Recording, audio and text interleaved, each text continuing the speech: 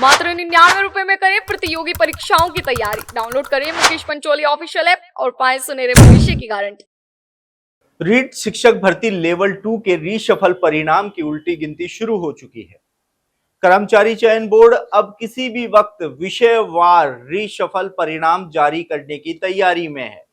हालांकि बोर्ड अध्यक्ष आलोक राज ने कहा था कि 15 अक्टूबर के बाद एक एक विषय के रीशफल परिणाम जारी किए जाएंगे।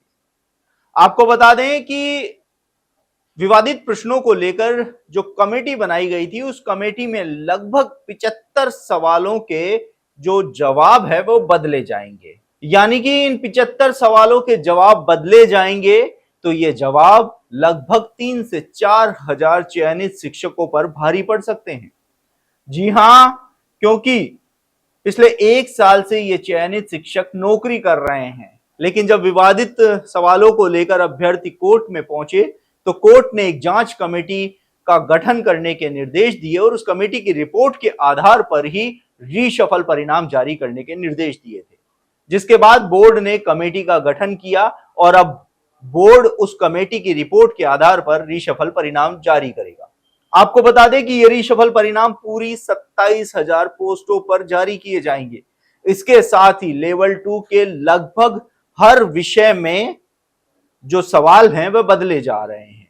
किसी में 7 से 8 सवाल मौजूद हैं तो किसी में 3 से 4 सवाल मौजूद हैं जो बदलना निश्चित है।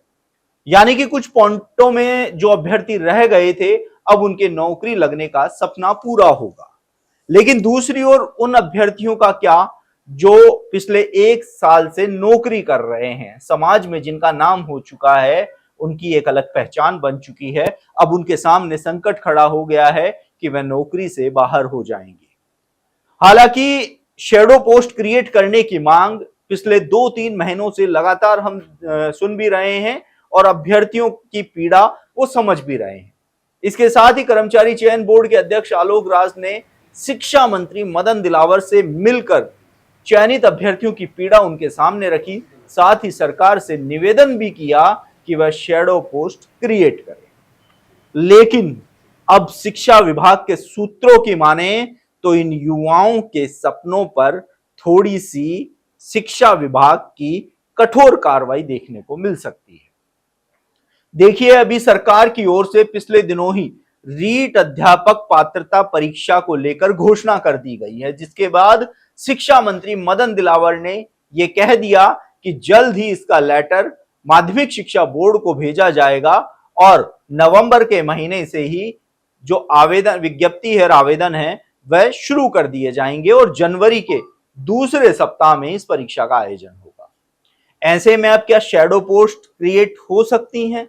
सबसे बड़ा सवाल यह है, क्योंकि किसी भी भर्ती की घोषणा होने के बाद पूर्व की भर्ती में न तो पदों में किसी तरह की बढ़ोतरी और कटौती हो सकती है और न ही शैडो पद क्रिएट हो सकते हैं। ऐसे में अब अभ्यर्थियों के मन में एक सवाल फिर से सताने लगा है कि क्या शिक्षा विभाग गंभीर नहीं है इस मामले को लेकर।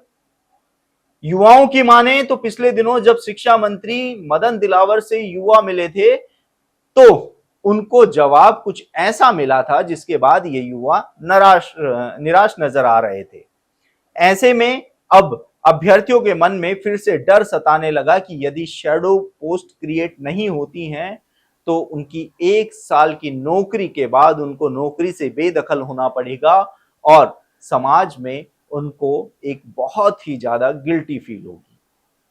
सरकार की मंशा सूत्रों के अनुसार अगर माने तो शैडो पोस्ट की कतई नजर नहीं आ रही है। इसके साथ ही शिक्षा मंत्री मदन दिलावर भी लगातार इस सवाल से बचते हुए नजर आते हैं। ऐसे में अब देखना होगा कि लगभग 3 से 4 हजार युवाओं के साथ न्याय करने के लिए सरकार कोई बड़ा कदम उठाती है या फिर इन युवाओं को फिर से बेरोजगारी का दंश झेलना पड़ेगा। आप देखते रहिए एजुकेशन नगरी, मैं हूं ललित वर्मा।